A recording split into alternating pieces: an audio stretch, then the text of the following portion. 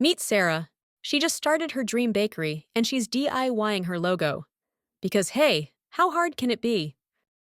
Well, it turns out it can be pretty hard. Your logo isn't just a doodle, it's your business's first impression.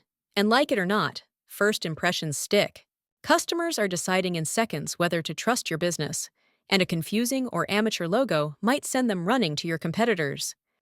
Take this logo. Fine for a quirky coffee shop, but probably not what you'd expect for a hot air balloon ride. And this one? It claims to be a bakery, but the bread loaves are confusing at first glance. Sarah decides to try a different approach, hiring a professional designer. A professional designer understands things like typography, color theory, and how to make your brand memorable. A great logo isn't just pretty, it's strategic.